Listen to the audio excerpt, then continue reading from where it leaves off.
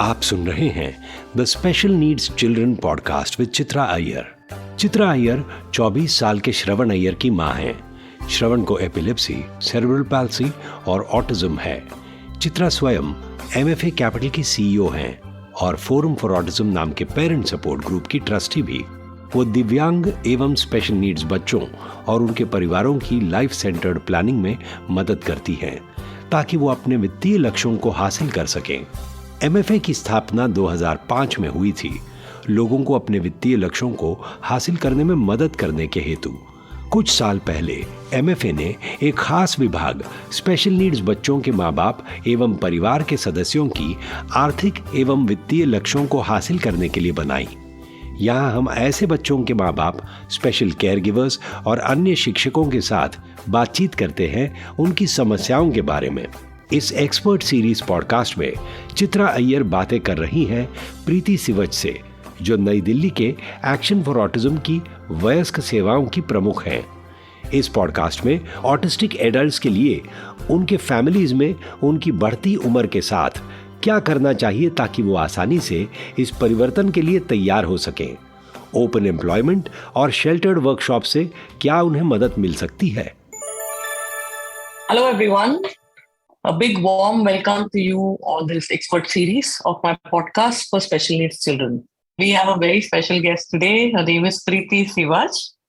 She heads the adult services segment at Action for Autism New Delhi. She works as a special educator. She's a resource person with SSA and NCERT. She has 22 plus years of experience in the field of autism and is a recipient of the prestigious Helen Keller Award in 2022 for her work with employment for persons with disabilities. Preeti is a wonderful, wonderful teacher, and we have been lucky to see her in action at a lot of webinars conducted by Forum for Autism. And it's really my privilege to have her on this podcast, to listen to her and to try to get her entire wealth of experience in a quick podcast for all of you listeners. Thank you so much for your time, Preeti, to agree to do this interview with me. Thank you, Chitra. So without wasting any time, I'm jumping straight into the questions. शुरू करें, प्रीति? हाँ जी चित्रा। हाँ जी। So Action for Autism के programmes के जरिए आपने बहुत सारे फैमिलीज को की मदद की है, राइट? तो क्या आप इस पर थोड़ी और जानकारी दे सकती हैं? जी चित्रा, एक्चुअल में एक्शन फॉर ऑटिज्म में मैं थोड़ा सा अपनी जर्नी से शुरू करना चाहूंगी, क्योंकि बड़ी मुझे लगता है कि मैंने कभी सोचा नहीं था कि मैं ऐसे स्पेशल एजुकेटर या मैं इस तरीके का काम भी कर पाऊंगी। इनिशियली जब मैंने ज्वाइन किया तो मैंने एज अ वॉलंटियर ही ज्वाइन किया था, और जब एक्शन फॉर ऑटिज्म में मैं आई तो यहाँ पर मैंने देखा कि बहुत अलग अलग तरीके के चैलेंजेस के साथ बच्चे आते हैं, एडल्ट्स आते हैं, फैमिलीज आती हैं, जहाँ पर बहुत सारी चीजें वो बात करते हैं। और उसके बाद मैं बहुत इम्प्रेस्ड हुई थी ऐसी चीजें देख के कि अच्छा, हम लोग इस तरीके से हेल्प भी कर सकते हैं, जहाँ पर उन्हें चैलेंजेस से ओवरकम कर सकते हैं। और ये इस तरीके का काम तो बहुत चैलेंजिंग है, अगर किसी ने समझा और करने लगे तो वो बड़ा इंटरेस्टिंग हो जाता है, और एक छोटी छोटी चीजों में हमें बहुत सारी अचीवमेंट्स मिलती हैं। एंड वो चीजें देखकर जो एक्शन फॉर ऑटिज्म में देखा था, तो वो मुझे लगा कि ये समथिंग जो ऐसा काम है जहां मुझे भी लगता है कि मुझे अचीव करना है, और ये छोटी चीज जो दूसरों को लगती है शायद वो मेरे लिए बड़ा बिग अचीवमेंट हो सकता है। और इसी तरीके से शुरुआत किया था, और जब इस चीज में शुरुआत करी तो बहुत से फैमिलीज के साथ मैंने जब बात किया, या अभी भी मैं जब बात करती हूँ, तो एक्शन फॉर ऑटिज्म में बहुत ऐसे फैमिलीज आते हैं, या मैं बोलूँगी एडल्ट्स विद ऑटिज्म भी आते हैं, बच्चे आते हैं जहाँ पर अपने आप से आते हैं सुनकर अबाउट AFA या ऑटिज्म के बारे में, पेरेंट्स से सुनते हैं या किसी फैमिली से सुनते हैं, सेवरल स्टेक होल्डर से अबाउट एक्शन फॉर ऑटिज्म सुन के आते हैं, and they bring their challenges and वहां पर जब हम उन चीजों को समझने की कोशिश करते हैं, स्ट्रेंथ को समझने की कोशिश करते हैं, और जब हम फैमिलीज को ये दिखाते हैं कि ऑलवेज हम चैलेंजेस ही नहीं है लाइफ में, वहां पर बहुत सारी स्ट्रेंथ्स हैं, और आप उन स्ट्रेंथ्स को लेके उनके नीड जो हैं और उनके जो चैलेंजेस हैं उनको कैसे आप फुलफिल कर सकते हैं, या नीड को फुलफिल कर सकते हैं और चैलेंजेस से ओवरकम कर सकते हैं। तो इन्हीं चीजों के लिए जब हम बताते हैं तो हमें एक रफली हम असेस करते हैं, जब पेरेंट्स के साथ बात करते हैं कभी कभी हम फंक्शनल असेसमेंट सजेस्ट करते हैं फैमिलीज को, जिसमें ये समझ आता है कि किस लेवल पे या किस एरिया में उनको ज्यादा जरूरत है, कहाँ पर एग्जैक्टली वो इंडिविजुअल काम करता है, और मीन्स उसकी स्ट्रेंथ क्या है, लेवल क्या है, नीड क्या है, वे ऑफ लर्निंग क्या है, वे ऑफ अंडरस्टैंडिंग क्या है, और हर स्किल एरिया में किस तरीके से वो अपने क्षमताओं को दिखाता है। तो हम इसका एक असेसमेंट करने के बाद ही किसी फैमिली को या इंडिविजुअल को हम प्रोग्राम सजेस्ट करते हैं कि कौन सी चीजें उनके लिए बेस्ट हो सकती हैं। फंक्शनल असेसमेंट भी जो हमने अभी बताया, जिसके बारे में हम बात कर रहे थे कि current level, need, strength, way of learning, way of understanding, इन सब के ऊपर, और कम्युनिकेशन का वे क्या है, वो सब के ऊपर जब हम जान जाते हैं तो जो प्रोग्राम हम सजेस्ट करते हैं वो इंडिविजुअल के अकॉर्डिंग ही होता है, और जब भी प्रोग्राम कभी मैं बनाते हैं इंडिविजुअलाइज होता है। तो इस तरीके से फैमिलीज को, और हमारा एक जो अगर मैं बोलूंगी AFA में जब हम काउंसलिंग कर रहे हैं या हम बात कर रहे हैं, तो हमारा एक मेन मोटिव ये रहता है कि जितना हो सके पेरेंट्स खुद को ट्रेन करें, और हम पेरेंट्स को ये सिखा सकें, अगर छोटे बच्चे हैं तो छोटे बच्चे के पेरेंट्स को भी आपको घर पे क्या करना है, किस तरीके से एनवायरनमेंट देना है, कैसे बात करनी है। और ये कोई ऐसा नहीं है कि वहां पर हम बहुत ज्यादा ऐसे चीजें सजेस्ट करते हैं जो फैमिली ना कर सके। इस तरीके की चीजें जो वो फैमिली अपने ही एक घर के एनवायरनमेंट में इजीली कर सकते हैं, जिससे बहुत हेल्पफुल होता है। और शायद इन सब चीजों की वजह से भी फैमिली खुद मोटिवेट होती है और खुद वो काम करने के लिए भी बहुत उत्सुक हो जाती है, जो मैं बोल सकती हूँ एक्साइटेड रहती हैं। और ऐसे करके धीरे धीरे करके वो जो भी प्रोग्राम सजेस्ट करेंगे उसमें फैमिली का कोलैबोरेशन साथ में बहुत जरूरी होता है, क्योंकि हम जो भी काम करेंगे वो सिर्फ 1 घंटे का होगा, 2 घंटे का होगा, मैक्सिमम 3 घंटे का होगा, लेकिन बाकी समय पे वो अपने घर पे रह रहा है।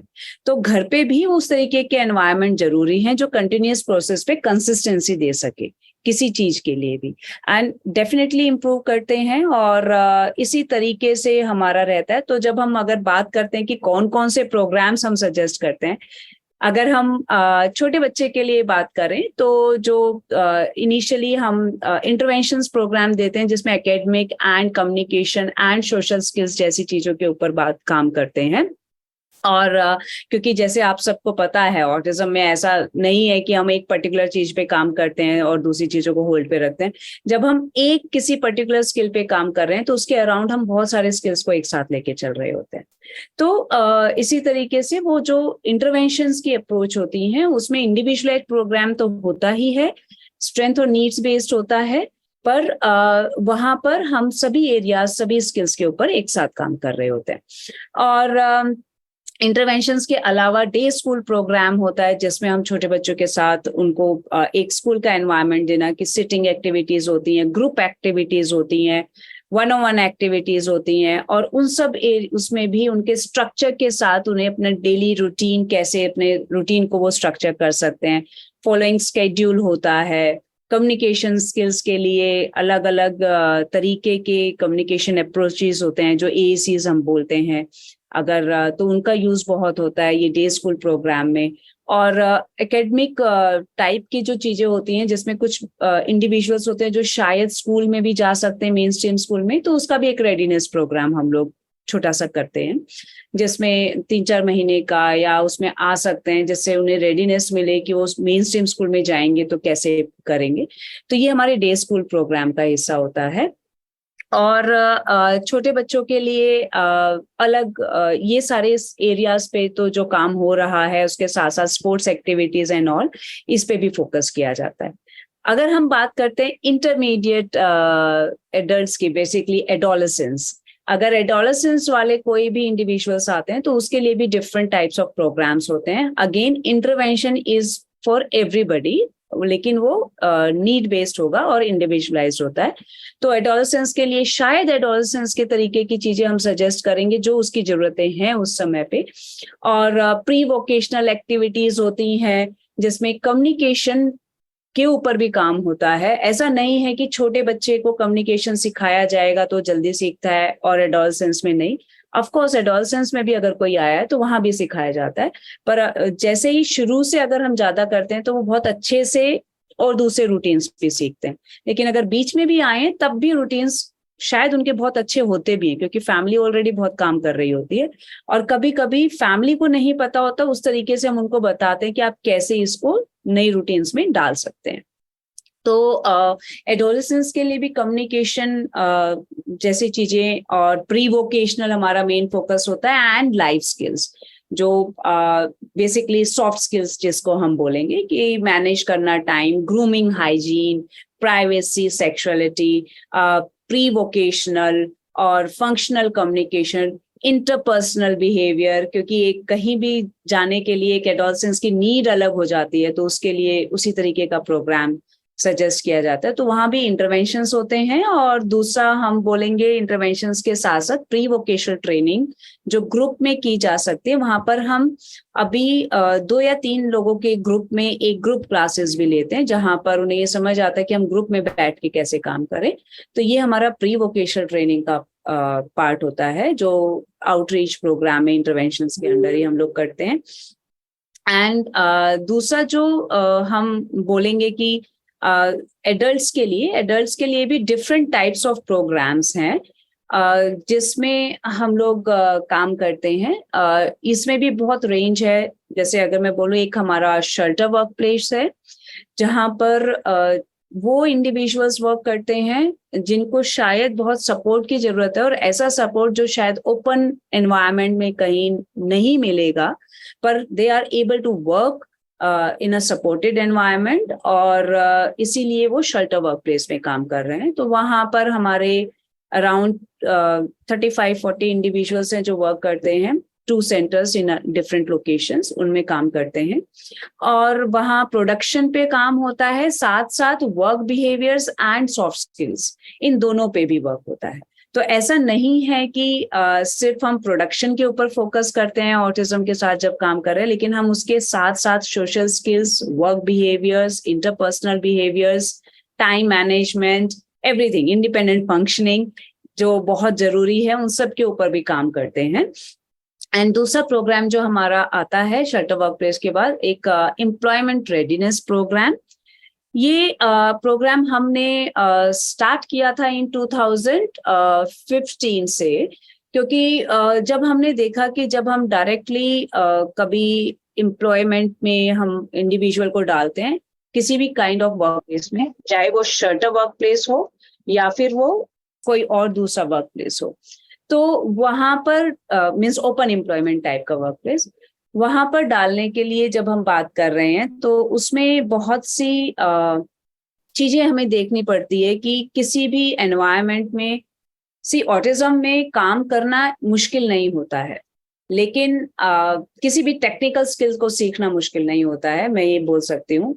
परंतु उस टेक्निकल स्किल को परफॉर्म करने के लिए मेरे आसपास के लोगों के साथ जो मेरा मेल मिलाप होगा, या मैं बोल सकती हूँ सोशल कम्युनिकेशन होगा, मेरे उस काम को करने के लिए जितना मेरा टाइम मैनेजमेंट वाला सिस्टम होगा, अदर एस्पेक्ट्स होंगे जो मेरी एंजाइटी को हाई करते हैं, उनके ऊपर काम करना जरूरी होता है बिफोर प्लेसिंग देम. क्योंकि हम डायरेक्टली प्लेस कर देते हैं लेकिन वो चीजें तो समझ नहीं आ रही कि मेरे साथ क्यों हो रहा है, कैसे मुझे इसके साथ ओवरकम करना चाहिए. तो ये एक प्रोग्राम है, एम्प्लॉयमेंट रेडीनेस प्रोग्राम, फिर हम लोगों ने किया शुरू, और ये एक शॉर्ट टर्म प्रोग्राम होता है.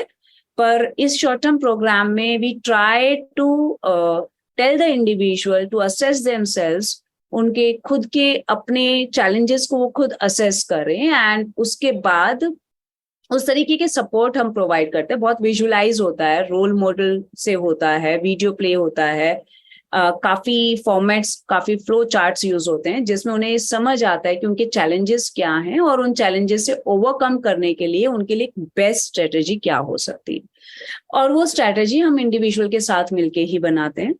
एंड इस प्रोग्राम में सिर्फ स्ट्रैटेजी उनको मिलती है पर कंसिस्टेंसी उन्हें फॉलो अप करनी पड़ती है। मैं इस प्रोग्राम को थोड़ा सा और इलेबोरेट शायद आगे जब हम बात करेंगे और भी चीजों में आएगा मैं आपको बता पाऊंगी, क्योंकि ये बहुत बड़ा प्रोग्राम होता है जिसमें बहुत सारे स्किल्स के ऊपर काम होता है। तो ये एम्प्लॉयमेंट रेडीनेस प्रोग्राम में बेसिकली हम सपोर्ट प्रोवाइड करते हैं टू इंडिविजुअल, स्ट्रैटेजी प्रोवाइड करते हैं और वो उस स्ट्रैटेजी को अपने रियल लाइफ में फॉलो करता है और कंसिस्टेंसी लेके आता है। देन उसके लिए इजी होता है किसी भी काइंड ऑफ वर्क प्लेस में अपने आप को सेटल डाउन करने के लिए।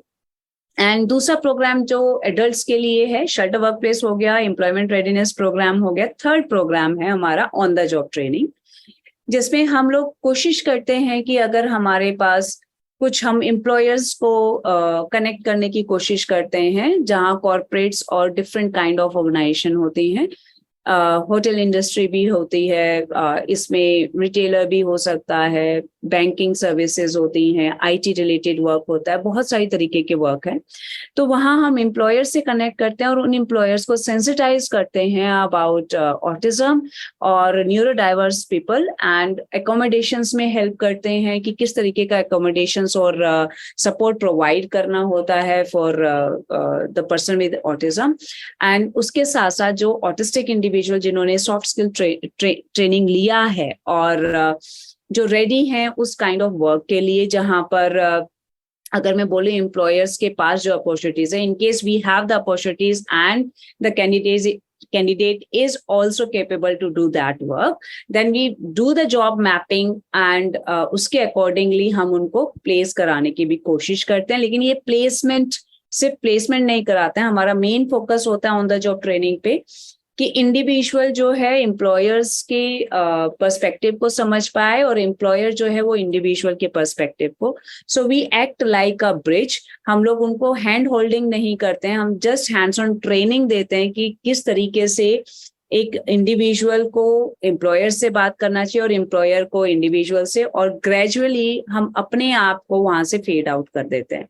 This is a part of on the job training, और ये हम ऑन साइट जाके भी देते हैं, कभी कभी हम ऑनलाइन प्रोग्राम्स के थ्रू करते हैं, और ये हमारा रीच ऑल ओवर द मैं बोल सकती हूँ कि इंडिया में हर उस पे जगह पे है, ऑनलाइन प्रोग्राम्स भी होते हैं। तो ये ऑन द जॉब ट्रेनिंग है जो हम प्रोवाइड करते हैं फॉर एडल्ट्स, और हम सजेस्ट भी करते हैं। कभी कभी ऐसा होता है कि इंडिविजुअल के पास ऑलरेडी सॉफ्ट स्किल्स हैं, उसको डायरेक्टली हम शायद प्लेस करने के लिए हेल्प कर सकते हैं, जो उनका ऑन द जॉब ट्रेनिंग में भी हो सकता है। And on the job training में जो सॉफ्ट स्किल्स उन्होंने सीखे हुए हैं, लर्न सॉफ्ट स्किल्स हैं, उनको इम्प्लीमेंट करने के लिए कि किस तरीके से इम्प्लीमेंट करेंगे, उसके सपोर्ट के लिए हम जो एज अ जॉब कोच वहां पर जाते भी हैं।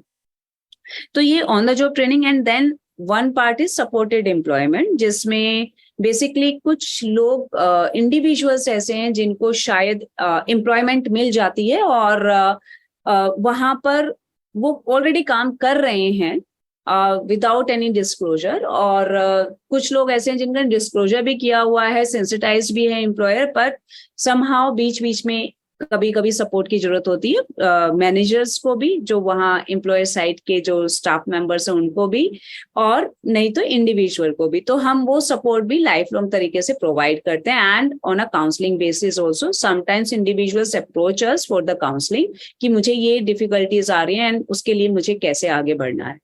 तो हम इस तरीके से हेल्प करते हैं। और मैं बहुत लंबा इस चीज को लेकर गई क्योंकि ये समझना बहुत जरूरी है कि अलग अलग प्रोग्राम की एक अलग अलग तरीके की जरूरतें हैं, और वो जरूरतें अगर हमें समझ आती है कि एग्जैक्टली इंडिविजुअल की क्या जरूरत है, वो हमें फंक्शनल असेसमेंट से समझ आता है, और उसी के बेस पे हम उनको सजेस्ट करते हैं कि वो कौन सा प्रोग्राम उनके लिए बेस्ट होगा। तो ये काउंसलिंग हेल्प करती है फैमिलीज के साथ बात करके, ये तो एक चीज थी। और कभी कभी काउंसलिंग उस चीज में भी हेल्प करती है जो पेरेंट्स खुद बहुत डील कर रहे हैं एट होम सिचुएशंस, जहां उन्हें समझ नहीं आ रहा है कि वो कैसे काम करें। तो वहां पर भी हम लोग उनको होम प्रोग्राम्स सजेस्ट करते हैं बात करते हैं, उन्हें रिटर्न में लिख के दिखाते हैं और देते हैं कि आप ये ट्राई करके देखिए, इस तरीके से ट्राई करना है। तो ये हमारा एक प्रोसेस होता है कभी, क्योंकि फैमिलीज ऑलवेज ये प्रोग्राम्स नहीं ले पाती। कभी कभी अगर वो दूर है या कुछ और रीजन है या फिर इंडिविजुअल आने को तैयार नहीं है या देखने को तैयार नहीं है, तो वी हेल्प द फैमिली कि कैसे प्रिपेयर करेंगे एक पर्सन को इन सब चीजों के लिए। और हम दूसरी जगह के लिए भी सजेस्ट करते हैं इनकेस हमें ये लगता है कि नहीं अभी उसके लिए ये जरूरत नहीं है, दूसरी और चीजें जरूरत है, तो वो अगेन काउंसलिंग के थ्रू हम लोग गाइड कर सकते हैं फैमिलीज को। थैंक गॉड प्रीति, आप लोग इतना इतना मेहनत ले रहे हो ओवर द इयर्स। आपके जो प्रोग्राम्स है, जैसे आपने इतने ब्यूटीफुली समझाया, इतने स्पेसिफिक एज ग्रुप सेगमेंट, इतने specifically employment related, vocational related, जिस तरह से आप ट्रेनिंग दे रहे हो, इससे बहुत बहुत बहुत ही फायदा होता है।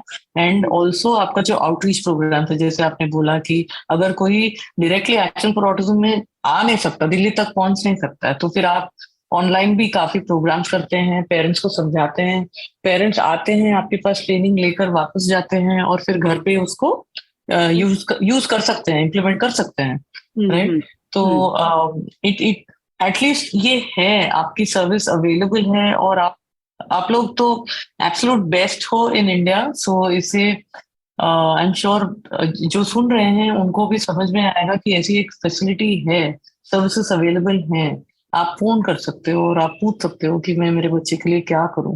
क्योंकि हमेशा यही मैंने देखा है, सुना है, जब पेरेंट्स बात करते हैं कि हमें क्या करना है, हमको प्लीज कोई सिखाएगा क्या, हम ट्रेनिंग ले सकते हैं क्या? आपका जो मदर चाइल्ड ट्रेनिंग प्रोग्राम आपने शुरू किया था, कितने सालों से आप चला रहे हैं, कितना बेनिफिट हुआ है उससे, कितने बच्चों को as they grow into adult उनको एक्चुअली ऑटिज्म का प्रमाण जो है वही काफी हद तक पेरेंट्स को भी दिखता है कि कितना उन्होंने उनमें चेंज आया है, कितनी उनकी काबिलियत बढ़ गई है और वो कितने इंडिपेंडेंस के पास आ गए हैं।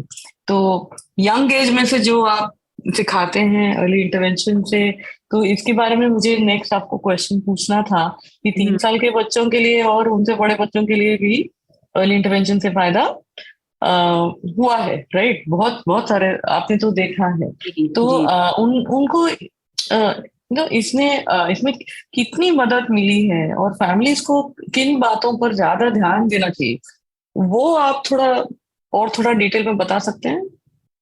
हाँ जी चित्रा, जैसे आपने बोला कि अर्ली इंटरवेंशंस से हमारे पास या वैसे भी अगर हम देखें तो ऑटिज्म का अगर बहुत अच्छे से पेरेंट्स, आजकल तो क्या होता है ना, पेरेंट्स बहुत अवेयर है, थोड़ा सा भी कुछ डिफरेंट होता है बच्चे में तो वो तुरंत पूछने के लिए जाते हैं। तो ये बहुत अच्छा है कि अवेयरनेस बढ़ गया है और इसकी वजह से अर्ली इंटरवेंशंस भी काफी हो भी रहे हैं। तो कभी कभी अर्ली डिटेक्शन 1 साल में भी हो जाता है कि डिफरेंट लग रहा है मुझे अपना बच्चा, या 1.5 साल में भी होता है।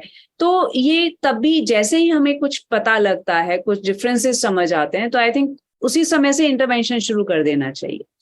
क्योंकि जो भी इंटरवेंशंस एक इंडिविजुअल के लिए मिलता है, ऑटिज्म रिलेटेड अगर मैं बोलूं मिलता है, तो उसमें कोई हार्म नहीं होता है अगर नॉन ऑटिस्टिक पर्सन को भी दिया जाता है तो ये मैं, और इससे बल्कि ज्यादा अच्छे से सीखते हैं। कोई भी डिसेबिलिटी होती है उसमें सब में बहुत हेल्पफुल होता है जो ऑटिज्म के लिए हम चीजें स्ट्रैटेजी यूज करते हैं। तो अर्ली इंटरवेंशंस डेफिनेटली हेल्प करता है और जितना जल्दी हम शुरू करते हैं उतना जल्दी जो है इम्प्रूवमेंट होती है। और एक और चीज जो देखने में मिले, मैं अपने मतलब जो मैंने प्रीवियसली और अभी इतने साल की जर्नी में जो देखा है, इनिशियली अवेयरनेस कम थी तो लोग बहुत लेट आते थे इंटरवेंशंस के लिए, मीन्स उनको पता नहीं लग पाता था कि बच्चे में ऐसा क्या है, और वो ये सब जानने पहचानने के चक्कर में काफी साल निकल जाते हैं और वो आते थे तो वहां पर ऑलरेडी बहुत से रूटीन लर्न हो चुके होते थे, या फिर हम बोलेंगे कि तब शायद इतनी अवेयरनेस नहीं थी, स्ट्रेटेजीज भी इतनी तरीके की नहीं थी, इंटरवेंशन स्ट्रेटेजीज की मैं बात कर रही हूँ। तो वो जो लिमिटेड नॉलेज थी और लिमिटेड चीजें चल रही थी, तो उसमें तब भी बच्चे बहुत इम्प्रूव करते थे पर देखने में आता था कि इतनी इम्प्रूवमेंट नजर नहीं आती थी। जो मतलब बहुत कम बच्चे होते थे जो मेन स्ट्रीम स्कूल में जाते थे, जो देखा है बहुत, ये मैं 10-15-20 साल पहले की बात बोल रही हूँ अगर मैं बताऊं तो। और अब जो मैं देखती हूँ या फिर अब हम जो देखते हैं कि एक तो अर्ली डिटेक्शन हो जाता है कि हाँ शायद डिफरेंसेस हैं, ऑटिज्म भी हो सकता है, स्पीच प्रॉब्लम हो सकती है, कुछ और हो सकता है, एंड पेरेंट्स एकदम से उसके लिए एक्शन भी लेते हैं। और जैसे ही शुरू करते हैं काम करना तो उसमें काफी चीजों के ऊपर वर्क करते हैं, जिससे अभी जो देखने में जो मुझे लगता है कि अभी काफी मेन स्ट्रीम स्कूल में भी बच्चे जा रहे होते हैं, एम्प्लॉयमेंट के लिए भी रेडी जल्दी होते हैं। मतलब एम्प्लॉयमेंट के लिए रेडी मीन्स अगर बच्चे को शुरू से अच्छी तरीके से पता लगे और देखा जाए, उसी तरीके से उसको बताया जाए, समझाया जाए, तो शायद वो एम्प्लॉयमेंट के लिए भी बहुत अच्छे से रेडी होगा। क्योंकि आज हाल फिलहाल एक छोटा सा ग्रुप है जो एम्प्लॉयमेंट के लिए रेडी है ऑटिज्म में, जबकि बहुत सारे ऐसे एडल्ट्स हैं जो अभी भी एम्प्लॉयमेंट में जा सकते थे, और मैं बोलूंगी अभी भी जा सकते हैं, पर उनके साथ शायद जो बचपन में काम हुआ था वो उस तरीके से नहीं हो पाया। तो अर्ली इंटरवेंशंस में एक तो हम बोलते हैं ना कि ब्रेन डेवलप कर रहा होता है, तो ब्रेन की को बहुत मतलब जितनी तरीके से सिखाया जाए तो कैचिंग पावर बहुत अच्छी होती है। तो ये फैक्ट है, 3 से 5 साल का हो या फिर छोटे से 6 महीने से 5 साल का हो, होता है। उसमें जो भी चीज सिखाएंगे बहुत जल्दी सीखेगा, पर इसका मतलब ये नहीं है कि 5 साल के बाद बच्चे में कोई इंप्रूवमेंट नहीं होगी। ऐसा बिल्कुल नहीं है, उसके बाद भी होगी, पर शायद थोड़ा स्लो हो सकता है। और वो इसलिए हो सकता है क्योंकि 5 साल तक उसके ऑलरेडी कुछ रूटीन्स हैं जिनको अंडू करना पड़ेगा, और जिसके तरीके से उसको और दूसरी चीजें भी सिखानी पड़ेंगी। तो ये एक तरीका होता है, एक प्रोसेस होता है जो अर्ली इंटरवेंशन से। तो अर्ली इंटरवेंशन डेफिनेटली हेल्प करता है, जिसमें उसके कम्युनिकेशन का अगर मैं बात करूं, क्योंकि देखिए कम्युनिकेशन में मैं एक एग्जांपल लेती हूँ कम्युनिकेशन का। अगर छोटा बच्चा है, चाहे वो ऑटिज्म है या नॉन ऑटिस्टिक है, जब उसे कुछ चाहिए होता है तो वो इनिशियली क्या करता है, रो के ही बताता है, क्योंकि उसको ये समझ आया होता है जब मैं रोता हूं तो मुझे जल्दी सुना जाता है। अगर उसको अपनी नैपी चेंज करनी है तो उसके लिए भी वो रोएगा कि भाई मैं गीला हो गया हूँ, हटाओ इसे। तो उसका कम्युनिकेशन का तरीका क्या होता है, वो रोना उसको समझ आता है कि रोने से मुझे करना मतलब करूंगा तो मुझे आके चेंज कर देंगे कोई। तो वो यही सीख गया कि उसे रोना आ रहा है, रोता है कुछ भी बात बताने के लिए, क्योंकि उसे तो सीखा यही है। अगर हम उसी जगह पे जब हम दूसरे और अप्रोचेस सिखाना शुरू कर देते हैं कि ठीक है, अगर आपको नेपी चेंज कराना है या कुछ बताना है, उसके लिए आप हाथ टच कर सकते हो, या आप कोई करके बोल सकते हो, या कुछ और बोल के कर सकते हो, पिक्चर दे के बोल सकते हो, कार्ड दे के बोल सकते हो, तो वो सीख जाएगा कि मुझे इसके थ्रू कम्युनिकेट करना है।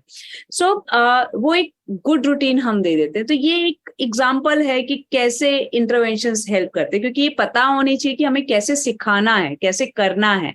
तो जब हमें ये समझ आता है, और अगर हम विजुअल की और स्ट्रक्चर की बात करें, ऑटिस्टिक इंडिविजुअल के लिए बहुत पावरफुल टूल है ये। जैसे बोलते हैं ना कि छोटे उसके लिए लोकोमोटर के लिए व्हील चेयर है, जिसको दिखाई कम दे रहा है उसके लिए स्पेक्स हैं। ऐसे ही एक असिस्टेड डिवाइस जो है वो स्ट्रक्चर, विजुअल्स एंड स्केड्यूल, जो भी चीजें हैं, ये जो विजुअलाइज करके जो दिखाते हैं, ये एक असिस्टिव डिवाइस है फॉर ऑटिस्टिक इंडिविजुअल। वो चाहे छोटा बच्चा है या बड़ा बच्चा है या एडोलेसेंस है, कुछ भी है, सबके लिए वो बहुत हेल्पफुल होता है। तो हमें उसके थ्रू बहुत सी चीजें सिखानी होती हैं, और अगर वो शुरू से ही सिखाने लगते हैं तो उसके शायद तरीके बदल जाएंगे, विजुअल देने के तरीके बदल जाएंगे, स्केड्यूल देने के तरीके बदल जाएंगे, उम्र के साथ वो बदलते जाएंगे, पर वो उसके लिए शायद बहुत इजी हो जाएगा एक ऐसे एनवायरनमेंट में काम करना जहां पर वो इंडिपेंडेंटली उसको फॉलो कर पा रहा है। तो ये अगर हम बात करें तो ये इंटरवेंशंस में इन सब की चीजों के ऊपर काम होता है। तो अगर सोशल स्किल्स की भी बात करें हम, सोशल स्किल्स छोटे बच्चे का क्या होता है, प्रिटेंड प्ले करना, दूसरों के साथ खेलना।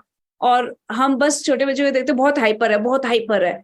कोई बच्चा हाइपर, सभी बच्चे हाइपर होते हैं, पर वो हाइपर एक्टिविटी क्यों कर रहा है उसके लिए भी, क्योंकि बच्चे एक्चुअल में एक्सप्लोर करना चाहते हैं चीजों को। वो उस एनवायरनमेंट को एक्सप्लोर करना चाहते हैं, चाहे वो ऑटिस्टिक है या नॉन ऑटिस्टिक है, लेकिन वो एक्सप्लोर करने के लिए तरीके और भी दे सकते हैं। और जब उसके पास खुद एक अपने लिए चीजें होगा कि मैं किस तरीके से एक्सप्लोर कर सकता हूँ, तो शायद वो हाइपर एक्टिविटी जो हमें दिखती है वो प्रोडक्टिव हाइपर एक्टिविटी दिखाई देगी, रादर देन कि ये ऐसे ही बहुत भागता है, हम इसको पकड़ नहीं पाते। तो इस तरीके की चीजें तो ये ना भूलें। मतलब जो मुझे लगता है अर्ली इंटरवेंशंस में पेरेंट्स कई बार ये भूल जाते हैं कि ये जब ये पता लग जाता है ना कि ये ऑटिज्म है और छोटा बच्चा है, तो मुझे अभी से काम शुरू करना है, और काम काम काम, और ये नहीं करेंगे तो फिर ये सीखेगा नहीं, अभी तो छोटा बच्चा है, इसको बहुत सारी चीजें सिखानी है हमें। ऑफकोर्स सिखानी है, लेकिन हमें ये नहीं भूलना है कि ये एक बच्चा पहले है और ऑटिज्म बाद में। तो उसको शायद बच्चे के तरीके से ही हमें डील करना है, हमें खेलना भी है, उसके सभी चीजों को अलाउ भी करना है। धीरे धीरे करके चीजें चेंज होंगी, उम्र के हिसाब से सब चीजें, जरूरतें चेंज होती हैं। ऐसे ही हमारे काम कराने का तरीका भी चेंज होगा। लेकिन छोटे बच्चे के साथ वो बच्चा पहले है तो बच्चे के तरीके से करना है। तो ये अर्ली इंटरवेंशंस डेफिनेटली हेल्प करता है, क्योंकि एक चीज और जो मुझे लगता है अर्ली इंटरवेंशंस में मुझे मतलब कि ये जो हम सोचते हैं ना ये एम्प्लॉयमेंट में जाएगा, तो एम्प्लॉयमेंट के लिए शायद काम वो छोटे बच्चे से ही शुरू हो जाता है। वो कभी भी ऐसा नहीं होता कि वो 17 साल का 18 साल का होगा ना, अब मुझे इसको एम्प्लॉयमेंट के लिए रेडी करना है। नहीं, हम छोटे बच्चे से ही रेडी कर रहे होते हैं। और ये शायद हमें बहुत दिमाग में रख के करना पड़ता है कि जब ये बड़ा होगा तब इसकी जरूरतें वहां पर दूसरी हो जाएंगी, लेकिन मुझे वो जरूरतों को पूरा करने के लिए आज से ही तैयार करना है।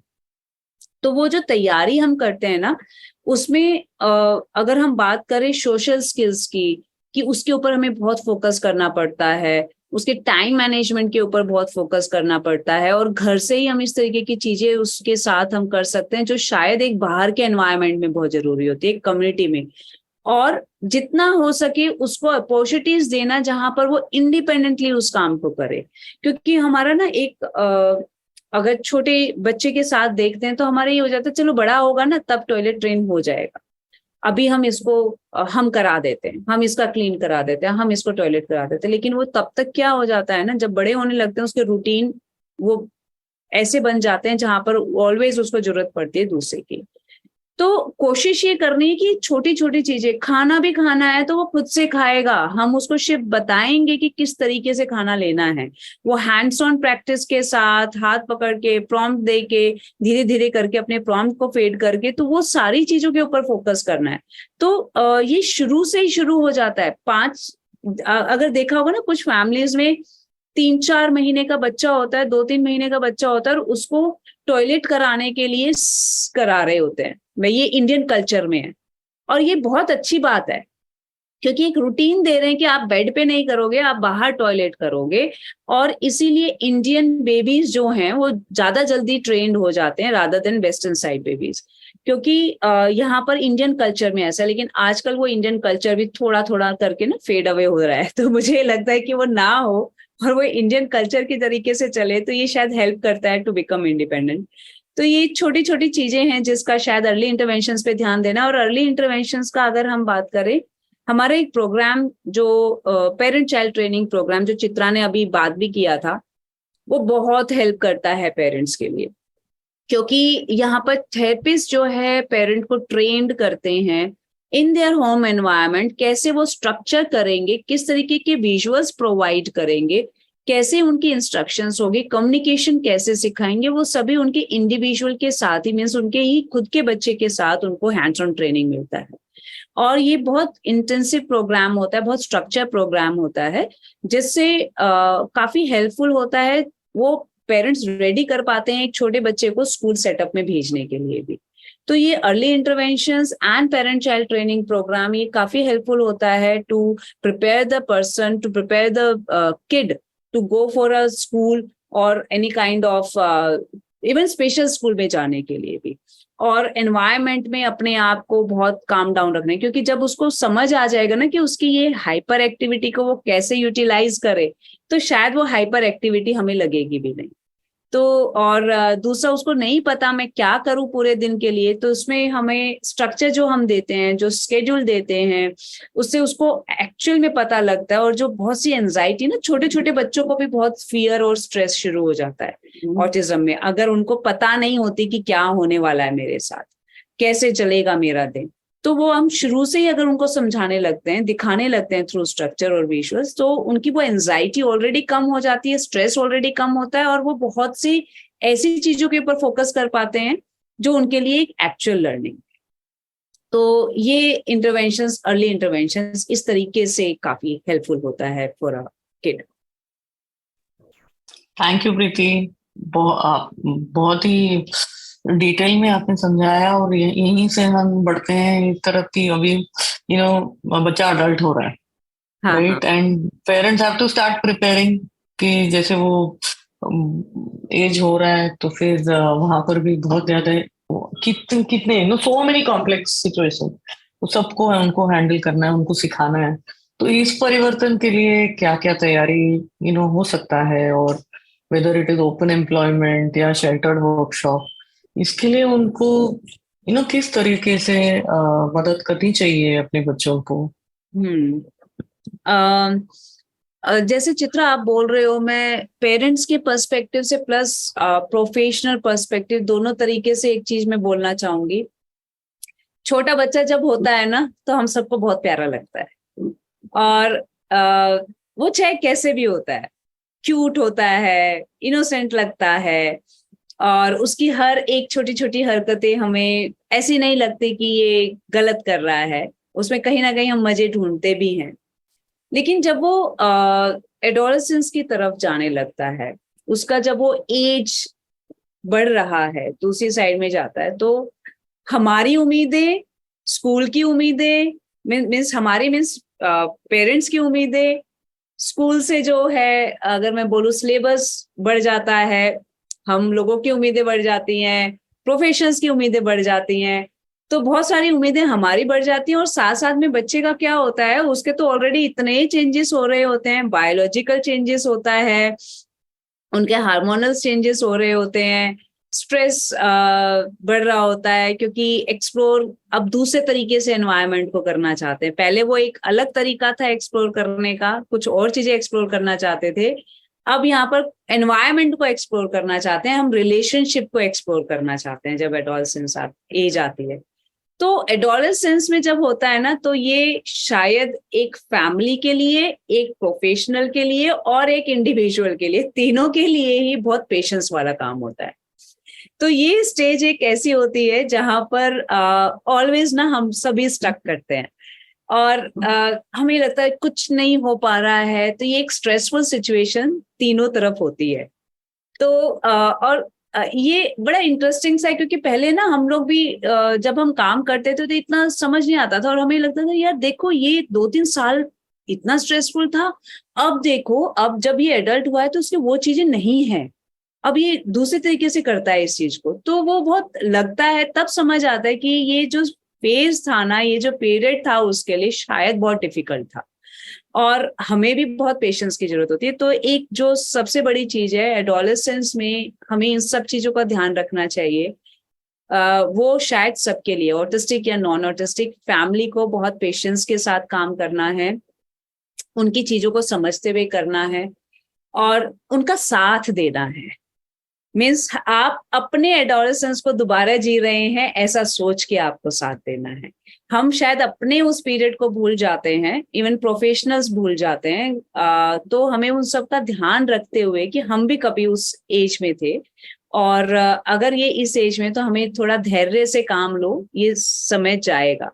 तो ये एडोलेसेंस टाइम जो है ना, ये थोड़ा सा क्रिटिकल हो जाता है सभी के लिए, पर अगर हम उसकी जरूरतों को समझे ना कि इस पीरियड में चाहिए क्या होता है, कौन सी चीजों के सपोर्ट चाहिए होते हैं, हमें कैसे काम करना है, उनको प्रिपेयर कैसे करना है किसी चेंजेस के लिए। ये जो चेंजेस हो रहे हैं इंटरनल, वो खुद भी नहीं बता पाएगा आपको, उसकी जो फीलिंग्स आ रही हैं वो उसके लिए समझना और उसको बताना और भी मुश्किल है। बस कुछ हो रहा है ये मुझे समझ आ रहा है, आई एम फीलिंग अनहैप्पी, ये मुझे पता है, लेकिन मैं क्यों अनहैप्पी हूँ ये मुझे नहीं मालूम। कई बार ऐसा भी होता है, तो वो जो टाइम है, वो जो पीरियड है, उसके लिए शायद हमें बहुत सपोर्ट देना पड़ेगा और हमें एनवायरनमेंट ऐसा क्रिएट करना पड़ेगा। अगेन मैं फिर स्ट्रक्चर बात बोल रही हूँ, फिर विजुअल बोल रही हूँ, कि जिससे उसके शायद और दूसरे स्ट्रेस कम हो, जो एनवायरमेंटल फैक्टर्स वाले स्ट्रेस हैं वो कम हो। मीन्स मुझे क्या करना है, कैसे मेरी लाइफ जाएगी, क्या क्या मैं आगे करूंगा, ये सबकी प्रिडिक्टेबिलिटी हो, इवेंट्स के बारे में प्रिडिक्टेबिलिटी हो, इवेंट्स में होने क्या वाला है उसके बारे में प्रिडिक्टेबिलिटी हो। वर्बल होते हैं, हम वर्बल बहुत देते हैं, लेकिन वर्बल इतना हेल्पफुल नहीं होता जितना विजुअल होता है, क्योंकि ऑटिस्टिक ब्रेन विजुअल चीजों को ज्यादा अच्छे से समझ पाता है रादर देन वर्बल, क्योंकि वर्बल एक बार जाती है ना, वो फिर लॉस्ट हो जाती है, उसके लिए अगेन एंड अगेन वो रिपीट कराने पे आता है। तो ऐसे बहुत सी विजुअल और स्ट्रक्चर के थ्रू हम हर चीज की प्रोडक्टिबिलिटी दे सके, जिससे दूसरे और आउटसाइड एनवायरनमेंट फैक्टर से उनका शायद स्ट्रेस थोड़ा कम हो, और उनकी बॉडी के चेंजेस के बारे में बात करें, क्या क्या होने वाला है अब आगे, और चीजें क्या आएंगी, और बहुत कैजुअल वे में।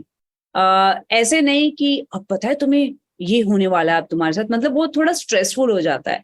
बहुत कैजुअल वे में हम जब कर रहे हैं कुछ चीज को, जैसे अगर मैं बोलूँ वुमेन है, वुमेन अगर अपने पीरियड्स के चीजों के लिए मैं बात कर रही हैं, तो बहुत कैजुअल वे में बताएं। अगर मदर है, एज अ मदर वो उनको बता सकते हैं कि मम्मा को भी होते हैं, आपको भी होंगे, और शायद उनकी प्रिपरेशन थोड़े पहले ही शुरू कर देनी चाहिए। तो देखिए यहाँ जब ये एडोलसेंस की जब बात होती है ना, तो ये जो चेंजेस होने वाले हैं बॉडी में, इसके लिए शायद पहले से प्रिपरेशन सबको देने की जरूरत है। और वो ऑटिस्टिक है तो वहां पर और ज्यादा हो जाता है, क्योंकि जब चीजें समझ नहीं आएंगी तो उन चीजों के साथ डील करना और मुश्किल होता है। तो वो चीजें समझ आए उसके लिए हम पहले से प्रिपरेशन देंगे। इवन मेन के लिए हम बता सकते हैं कि किस तरीके से हेयर ग्रोथ होगा, उनका दाढ़ी आएगा, उनका मूछें आएंगी, उनका अलग अलग एरियाज में हेयर ग्रो हो सकता है, और लेडीज के बॉडी में क्या चेंजेस होंगे, गर्ल्स की बॉडी में, ब्रेस्ट के बारे में, और इन सब के बारे में हमें बहुत कैजुअल वे में बात करनी है। और ऐसा नहीं कि हम 1-on-1 सेटिंग में बैठे हैं, ये शायद हम चलते फिरते भी बता सकते हैं। हम उसकी कजन का या अपना एग्जाम्पल लेके हम पिक्चर्स के थ्रू समझा सकते हैं। तो ये बहुत सारी चीजें हैं जिसके थ्रू हम ये चेंजेस के बारे में बताएं।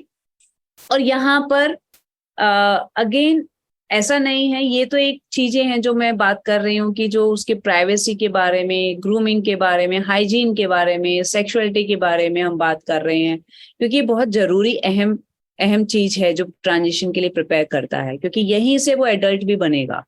ठीक है, तो ये एडोलेसेंस टाइम बहुत थोड़ा होता है, लेकिन ये बहुत क्रिटिकल टाइम होता है, जहां पर हम सबको लगता है कि, और हमारे पेशेंट्स को बहुत देखता है।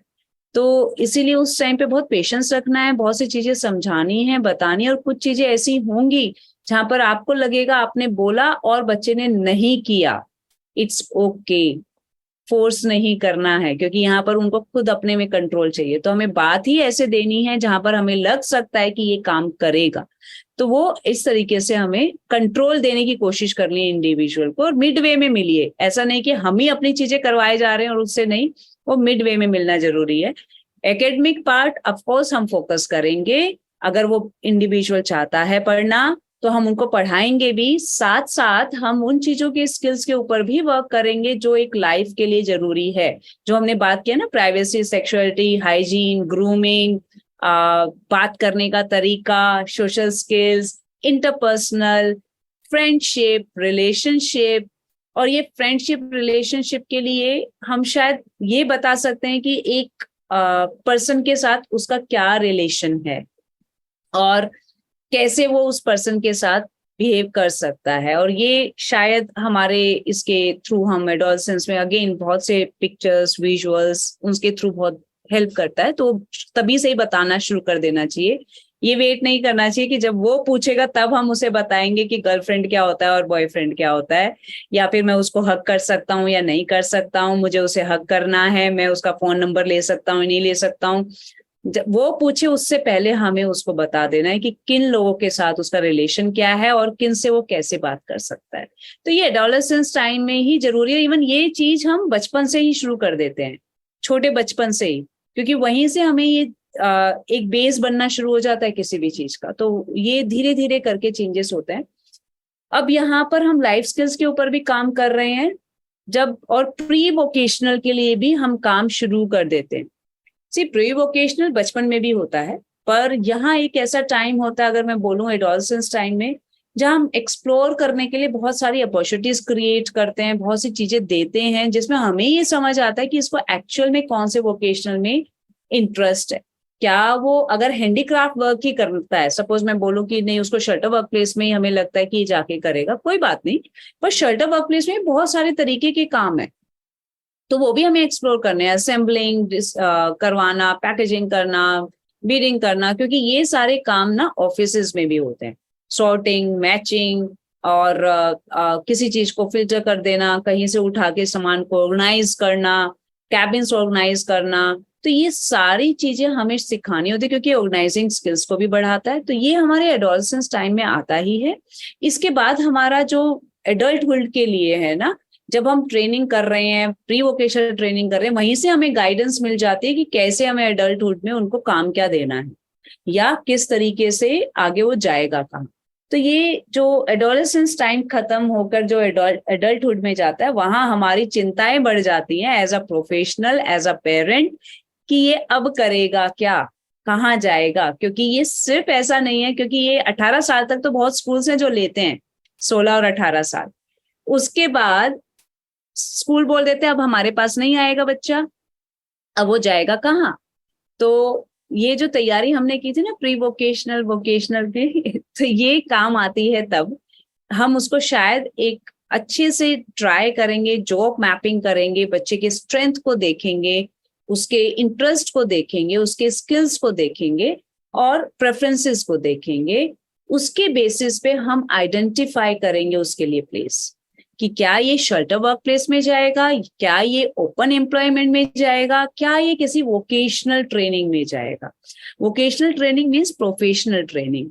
और बहुत से बच्चे एकेडमिक भी कर रहे होते हैं, पर इंडिपेंडेंट फंक्शनिंग इतना अच्छा नहीं होता, जिसमें हमें ये लगता है कि इंडिपेंडेंट फंक्शनिंग और जो फंक्शनल स्किल एरियाज है ना, उनके ऊपर भी फोकस करते रहना चाहिए, ताकि उसमें भी उतना ही कैपेबल हो, जिससे वो दोनों चीजें ही चाहिए। क्योंकि कहीं भी काम करने के लिए सिर्फ उसका क्वालिफिकेशन नहीं चाहिए होगा, कहीं काम करने के लिए क्वालिफिकेशन के साथ उसके वर्क बिहेवियर्स भी चाहिए होंगे, जिसके ऊपर हमें शुरू से काम करना है। उसके इंडिपेंडेंट फंक्शनिंग भी चाहिए होगी, जो ये ट्रांजिशनिंग के लिए प्रिपेयर कर रहे हैं, राइट। तो ये सब के ऊपर हम देखेंगे, इन सब स्किल्स एरियाज को देखेंगे, और उसके बेसिस पे हम डिसाइड करेंगे कि क्या अब इसके लिए मुझे सॉफ्ट स्किल्स ट्रेनिंग ही देना चाहिए पहले, और फिर मुझे किसी प्रोफेशनल कोर्सेज के लिए प्रिपेयर करना चाहिए, या फिर उसको शेल्टर वर्क प्लेस के लिए।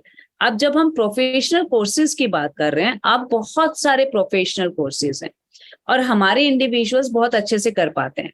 स्कूल के बाद कॉलेजेस भी जा सकते हैं, पर अगेन वो डिपेंड करेगा इंडिविजुअल की प्रेफरेंसेस, इंटरेस्ट और नीड के ऊपर।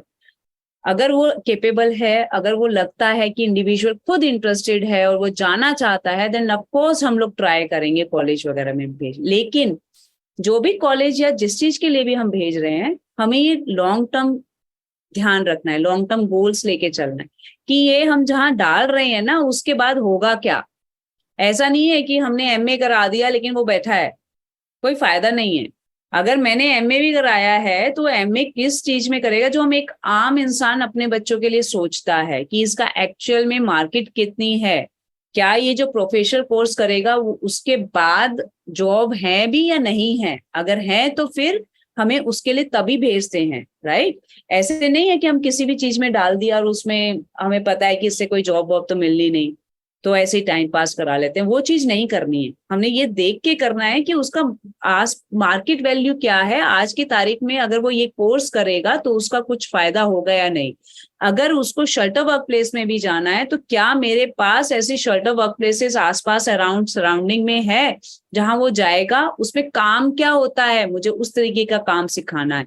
तो ये सारे ट्रांजिशनिंग पीरियड का चीजें रहती है। एक जो इम्पोर्टेंट चीज आती है, हमें शायद इंडिपेंडेंट करना है अपने इंडिविजुअल को हर स्किल में, चाहे वो ट्रेवल करने वाला हो, ईटिंग हो, टॉयलेटिंग हो, पब्लिक ट्रांसपोर्ट यूज करना हो, पब्लिक टॉयलेट्स यूज करना हो। ये एक बेसिक स्किल है जो जरूरत है किसी भी एडल्ट के लिए, क्योंकि वो सिर्फ अपने एक कंफर्ट एनवायरनमेंट में नहीं रहेगा, उसको बहुत सारी जगह जाना पड़ेगा, चाहे वो हाई सपोर्ट नीड इंडिविजुअल हो, चाहे वो हाई फंक्शनिंग हमें बोलते हैं लो सपोर्ट नीड इंडिविजुअल हो, कोई भी हो, सबको ये चीजें अपने आप करनी पड़ती हैं।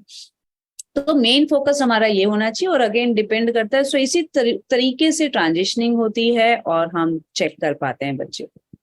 बिल्कुल ठीक कहा आपने प्रीति, बच्चों का कंफर्ट बहुत जरूरी होता है। आपसे बातें जारी रहेंगी इस पॉडकास्ट के दूसरे भाग में, जहां प्रीति हमारे और भी सवालों के जवाब देंगे। तो इसी एपिसोड का दूसरा भाग सुनना मत भूलिए। नमस्ते। आप सुन रहे थे the special needs children podcast with Chitra Iyer, जो MFA कैपिटल की CEO एवं फोरम फॉर ऑटिज्म की ट्रस्टी हैं। अगर ये पॉडकास्ट आपको उपयुक्त और रोचक लगा तो इसे शेयर, लाइक और सब्सक्राइब जरूर करें। आपको किसी खास विषय के बारे में जानकारी चाहिए हो तो आप चित्रा को ईमेल कर सकते हैं chitra.iyer@myfinat.com पर, या फिर कॉल कर सकते हैं 9833 785 892 पर।